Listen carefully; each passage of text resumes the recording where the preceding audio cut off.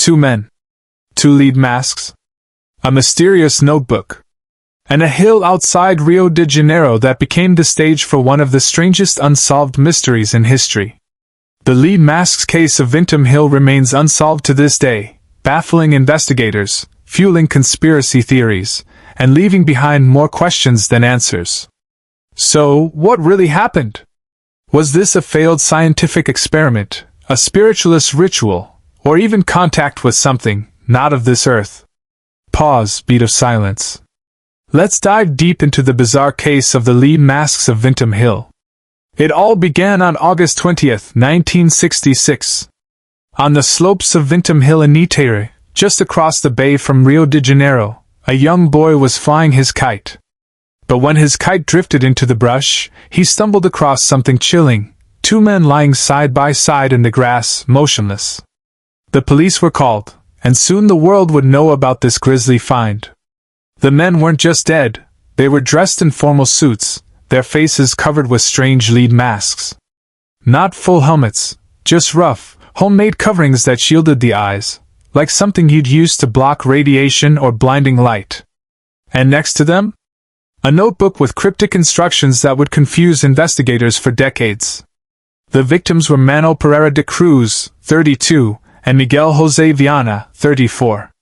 Both were electronics technicians from the town of Campos dos Goitacazes, about 3 hours north of Rio. Friends described them as quiet, intelligent, and deeply curious men, particularly about spiritualism and unexplained phenomena. You see, Brazil in the 1960s wasn't just samba and football. It was also a time of scientific curiosity and widespread interest in the paranormal. Spiritualist movements were booming, and UFO sightings were being reported across the country. And these two men? They weren't just technicians. They were known to dabble in homemade experiments with radio waves, electronics, and spiritual energy. Some reports suggest they believed they could build devices to make contact with spirits, or even extraterrestrial life. So what brought them to that hill, dressed in suits, with lead masks over their eyes? Near the bodies, investigators found a water bottle, 2 towels, and most importantly, a small notebook. Inside was a strange message written in Portuguese. 1630 be at the agreed place. 1830 ingest capsules. After the effect, protect metals. Wait for mask signal. That's it. No explanation. No details about what the capsules were. And no indication of what the so-called mask signal might be. The two men had indeed purchased waterproof raincoats, and they were seen buying a bottle of water from a shopkeeper on their way out of town. When asked why they needed so much water, they told the clerk it was for thirst. Nothing suspicious there, except when paired with the notebook's cryptic instructions, everything suddenly seemed deliberate, even ritualistic. The police, of course, ordered autopsies. But here's where things get frustrating. Due to bureaucratic delays, the examination didn't happen until several days later, by which point the bodies were badly decomposed. This meant one crucial thing: no toxicology tests could be performed. We may never know if they ingested hallucinogens, poison, or something else entirely. The official report listed the cause of death as unknown. No wounds, no signs of a struggle, no external trauma. Just two healthy men, dead. This is where the mystery takes off. Without clear answers, investigators and the public turn to theories. And oh, there are plenty. 1. Alien UFOs/extraterrestrial connection. Narrator. Brazil in the 1960s was a hotspot for UFO sightings. In fact, just weeks before the lead masks incident, several credible witnesses, including military personnel, reported strange glowing objects in the skies over Brazil. Some believe Manuel and Miguel were part of an underground group attempting to contact aliens. The masks, according to this theory, were to shield their eyes from blinding lights during the encounter. And the cryptic instructions? Perhaps part of a ritual to prepare for communication or even abduction. Pause, lower voice. But if that's the case, did the encounter happen? Did it kill them? Or did something go very, very wrong? 2.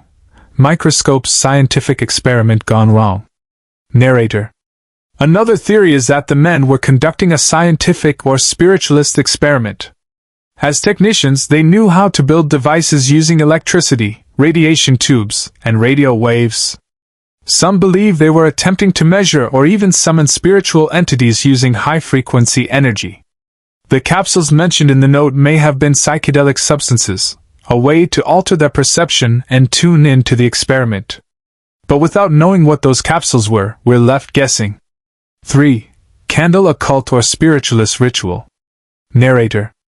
Brazil has long been home to syncretic spiritual practices, a blend of Catholicism, African religions, and Spiritism. Investigators at the time considered the possibility that the two men were following instructions from a secret sect or spiritual leader. The lead masks could symbolize protection, not just from light, but from dangerous energies.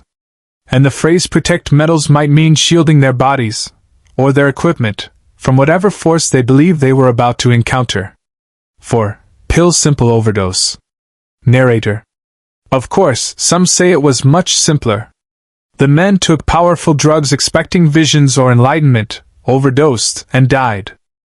But here's the problem with that. Why the masks? Why the formal suits? Why the cryptic note with such specific times? That level of preparation doesn't scream accidental overdose. It suggests planning, purpose, intention.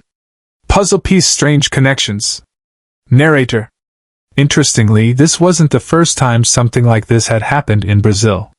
A few years earlier, another technician experimenting with spiritualist devices was found dead under mysterious circumstances, also with lead shielding involved. And across the world, in places like the United States and Soviet Union, reports of scientists dabbling in mind expansion, hallucinogens, and attempts at alien communication were on the rise. Remember, this was the 1960s, the height of the space race, Cold War paranoia, and psychedelic counterculture. People everywhere were pushing the limits of science and spirituality. Maybe Manuel and Miguel were just two more casualties of that era's dangerous curiosity. Unanswered questions. Slow fade to the notebook and masks on a black background. Narrator reflective. So here we are, nearly 60 years later, and the lead mask's case remains unsolved. What were the capsules? What was the mask signal? Why were the masks crudely handmade?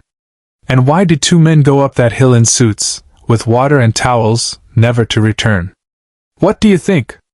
Was this science gone wrong, a failed ritual, or something truly extraterrestrial? Let me know your theories in the comments. I'd love to hear them. The lead masks of Vintém Hill remind us of one thing. Sometimes, the strangest mysteries are the ones closest to home. Two ordinary men, driven by extraordinary curiosity, left behind one of the greatest puzzles in modern history.